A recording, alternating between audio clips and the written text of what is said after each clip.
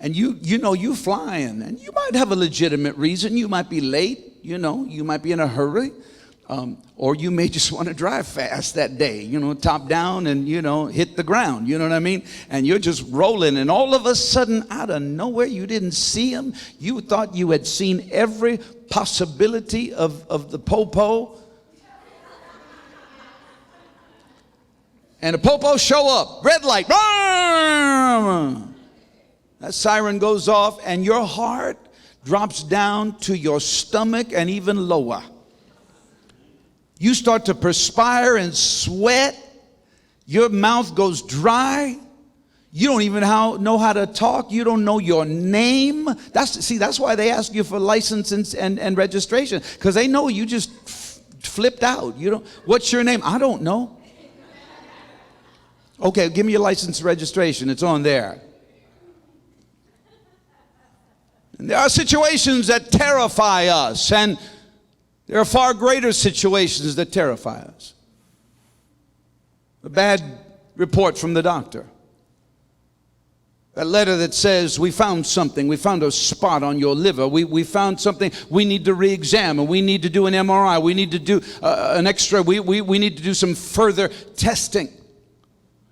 When the financial picture is such that it says you're not going to get what you thought you were going to get, or you're not going to make it, your sustenance economically is going to be cut off, it's going to be reduced. We have things in life. There are relationship issues that seem to be so fragile.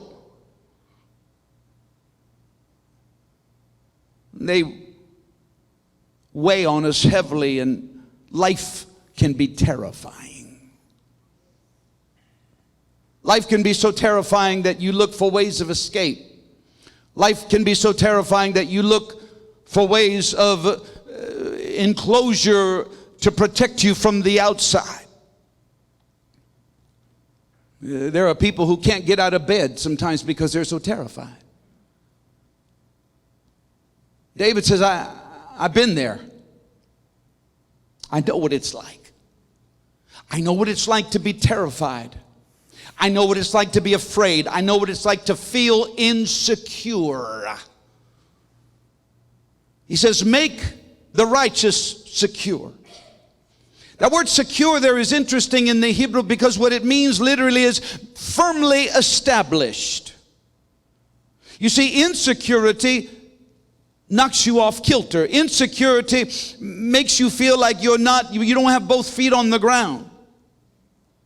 And David says, God, you got to make me feel and make the righteous feel secure. Make me firmly established, because all these things are coming at me, and my mind is stressed and my heart is troubled. He says, O righteous God who searches minds and hearts. Say minds and hearts. They're different components of our makeup. The mind is the inner being that serves as the seat of conscious thought. It's the inner being that serves as the seat of conscious thought. My mind processes, my mind is aware, my mind is quickened, my mind processes things, and we have such an ability to process terror. We have such an ability to process fear. We have such a remarkable ability to process things that want to war against us and make us feel insecure. The battle goes on in the mind. He says, you probe our minds. And he says, and then you probe our hearts. Well, the heart is the spirit where the human emotions exist. So the mind does the rational thing. The mind thinks, the mind processes on a very objective basis. But then it's the heart, it's the spirit that feels what we're thinking. I think insecure, and then I feel insecure. I think fear, and then I feel fear. I think terror, and then I feel terror. David said, you, God, know how to probe and to search both areas of me. You know my entire makeup. You know my entire being. And you have the ability to get into my inner being. You have the ability to get into my conscious thought and the things of me where my emotions lie that I can't process. And I seem to have no control. I can try and control my mind, but something about my emotions are uncontrollable. I need security. David says, God, you probe me. You search me. Well, what was he doing when he said that? He was trusting God to take care of him. David said, I'm calling upon you, and I'm trusting you to help me in my emotions, to help me in my mind, to help me in my thoughts. Help me, because I feel as though I have no place to hide from the enemy who's out to destroy me. I don't know if you've ever felt in your life like you've had no place to hide. David said, I came to tell you in the Psalm, I'm writing 1,060 years before Christ, just to let you know that there is a place in which you can hide. I'm reiterating, and I'm speaking, and I'm delivering, and I'm declaring and proclaiming right now. David said that there is a way out of this terror. There is a way out of this fear. There is a way out of this insecurity. There is a way to combat this thing. There is a way to counteract this thing. There's a way to counteract the counterfeit. There's a way to move against the darkness with the light of God as He shines into the depth of your heart. God is your hiding place this morning. Whatever may be the severity of your situation or the emergency of your condition. You know, that's interesting, because every hospital has a place they call the emergency ward.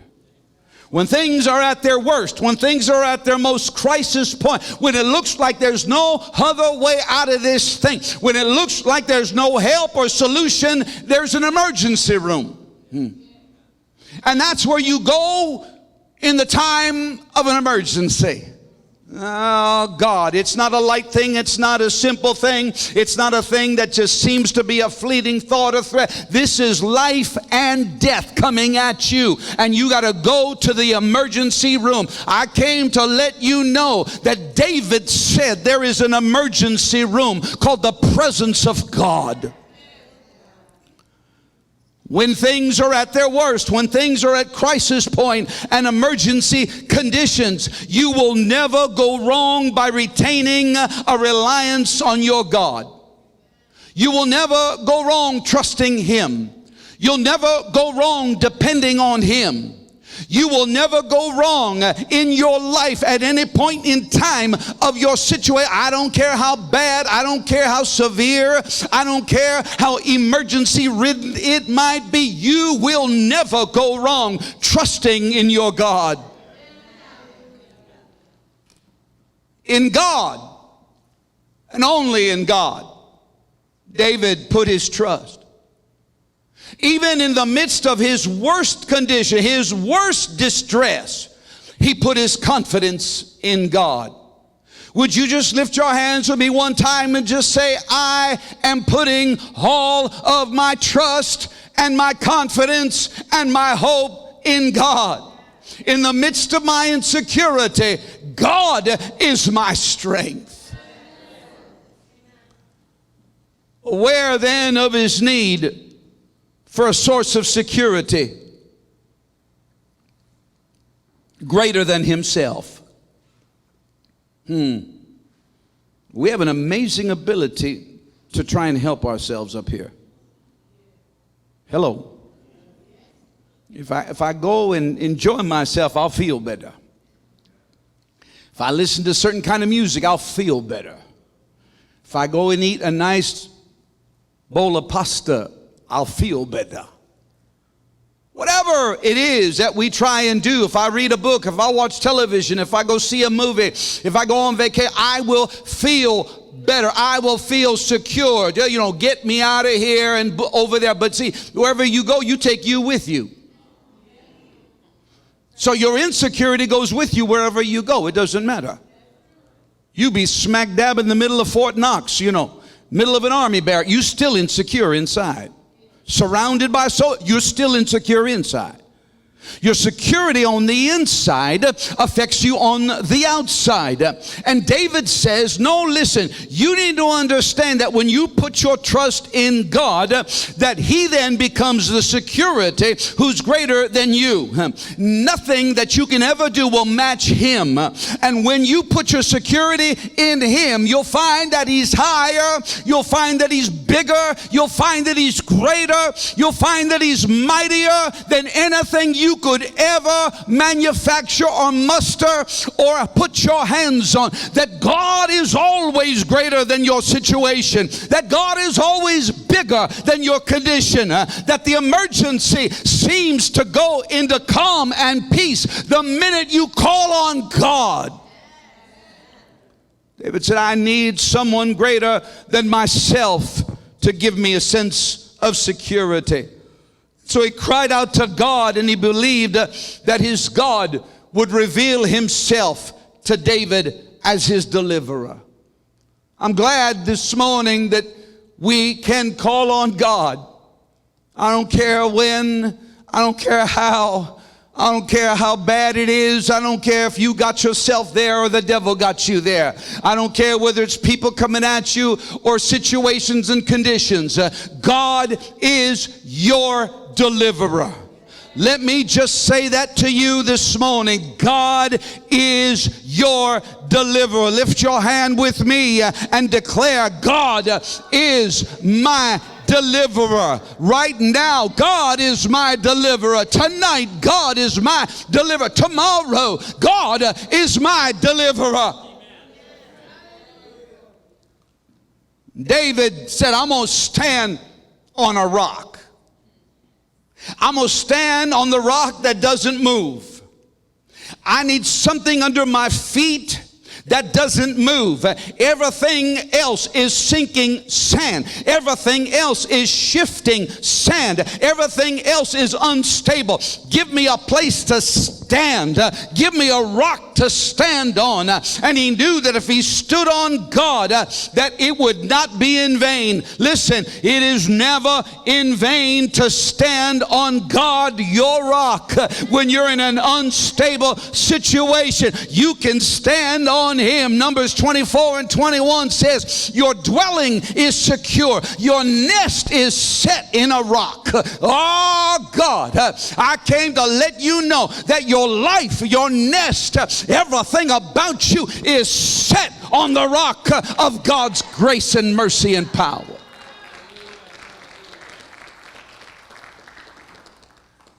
David's faith in God allowed his mind to rest and his heart to be blessed. He said, probe my mind, probe my heart, search me in there, get on the inside of me where I'm so troubled, and I will find rest. Get on the inside of me where I feel what I think, and I'll end up being blessed. David refused. You will have to refuse some stuff in your life. David refused to let anxiety assume a place of authority over his hope. I'm going to say that again. David refused to let his anxiety assume a place of authority over his hope. I'm going to say it again. David refused, say refused, to let his anxiety assume a place of authority over his hope. Your hope wants to spring eternal. Your hope wants to rise up. Your hope wants to leap. Your hope wants to stretch. Your hope wants to believe for everything that God ever promised you. And anxiety wants to squash it. Anxiety and fear and insecurity want to make you feel like your hope is in vain. But I came to tell you that the hope that God has put in your heart is unending. And you've got to refuse to let anxiety take authority over your hope. Hebrews 6 and 19 says this, we have this hope Anybody got hope in here? Anybody got some expectation in here? Anybody got a sense of I know that God is going to work this out no matter how bad it looks? The writer to the Hebrews said, we have this hope as an anchor for the soul, firm and secure. Your hope holds you fast. Your hope holds you steady. Your hope makes your soul and your mind and your spirit secure. Why? Because your hope is not in man. Your hope is in God.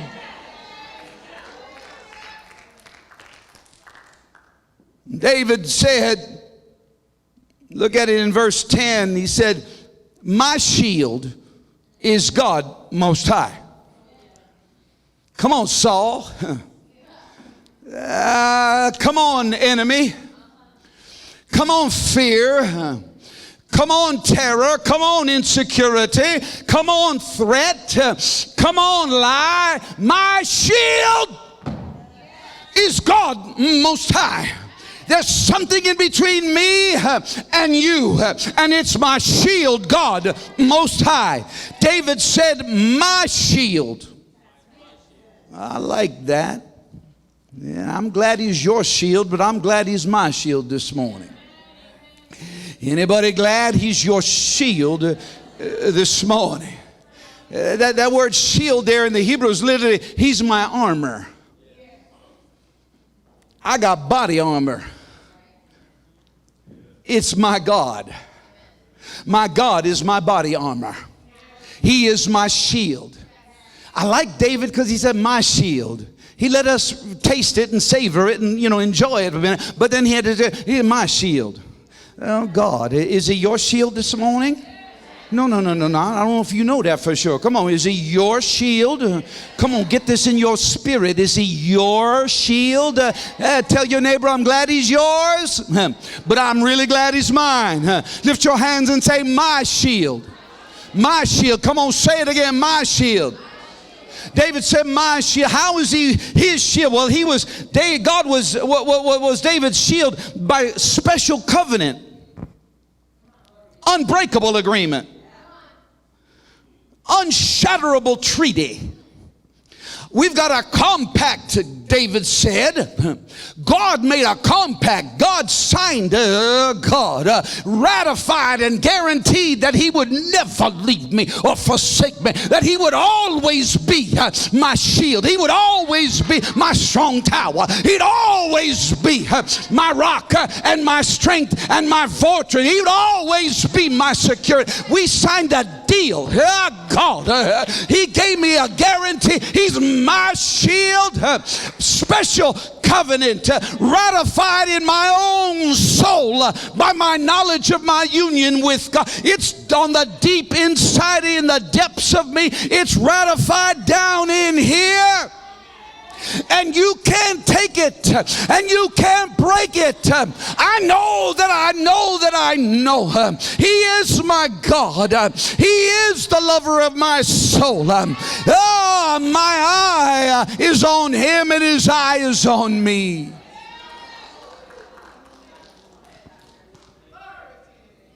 Deuteronomy 33:12 says, let the beloved of the Lord rest secure in him. That was a good reason to shout. Let the beloved of the Lord rest secure in him. Do you know that he loves you? Do you know he calls you his beloved? He says, come on over here, boo, I got you. I love you. So rest secure in me. Rest firmly established in, I got you. You go to sleep on this one. Close your eyes and slumber away, because I'm the God who does not sleep. I'm the God who does not slumber. I'm the God who never even closes his eyes. I've got this and I've got you. Rest secure in me. Let the beloved of the Lord rest secure in him. Why? For he shields him all day long. And the one, watch, and the one that the Lord loves, say He loves me. Watch, says rests between His shoulders. When our children were little, I would take them if they were nervous or anxious or didn't feel good or didn't feel right or a little cranky, and I'd just get them, I'd lift them up and put them on my shoulders. When they didn't understand what was going on, confusion, I put them on my shoulders where they could see over the top of everything else. You're seated with Him in heavenly places. You have a different vantage point. When I was at the airport in Atlanta, getting ready to come home, there was a little baby, and about a year and a half, and the father and the mother were there, and then he was fussing and crying. They were trying to do everything they could to get him to quiet down. They gave him something to eat. He didn't like that. They gave him a bottle. He didn't want that. And as soon as his dad picked him up and put him on his shoulders, that baby was just like, I'm cool now. This is all good. Tried to bring him back down, little boy. Put him right back up. He stayed there the whole time we went through security. That's you and me. We feel unsettled. We feel nervous. We feel scared. We feel insecure. And God says, let me put you on my shoulders, son. Let me put you on my shoulders, daughter. Let me give you my perspective. I sit high and I look low. I've got all this under my control. I am sovereign. I am high and I am mighty and I'm awesome and I'm lifted up and everything is under my feet. And if I put you on my shoulders, you're going to see what I see. Rejoice. Get happy. Get up on his shoulders. Get up on Papa's shoulders.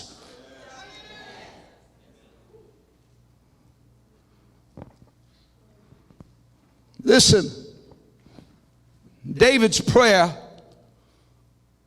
for rescue turned into a prophecy. Look at what he said. He said, O God, who searches minds and hearts, make the righteous secure. There's his prayer. Then he goes to verse 10 and he says, my shield is God Most High. Watch, who saves the upright in heart. He moves from prayer to prophecy. My God is a deliverer, and he will deliver. My God is a keeper, and he will keep. My God is a healer, and he will heal. My God is a burden bearer, and he will bear my burden. My God will free me from the threat of the enemy. My God will keep me secure. My God is, and my God will. My God is, and my God will. My God is, and my God will. You got to go from prayer to prophecy. You need to start decreeing a thing. You need to start speaking a thing. You need to start declaring the realities of who your God is, how much he loves you, that he's got your back, that no weapon formed against you shall be able to prosper. You got to move from prayer to prophecy. David moves from prayer to prophecy with the declaration that God saves the upright. But then he doesn't end there. He doesn't leave it at prophecy. He goes from prayer to prophecy. Watch this. And his prayer that turns into prophecy ends up flowing out of his heart as praise. Look at verse 17. I will give thanks to the Lord because of his righteousness and will sing praise to the name of the Lord Most High. today go from prayer to prophecy and end up in praise. Stand to your feet this morning, clap your hands this morning, and decree and declare that your God is your deliverer. He is your Savior. He is your security. He is your keeper. He is your guard and your guide. He is exactly who He said He is. Come on and praise Him.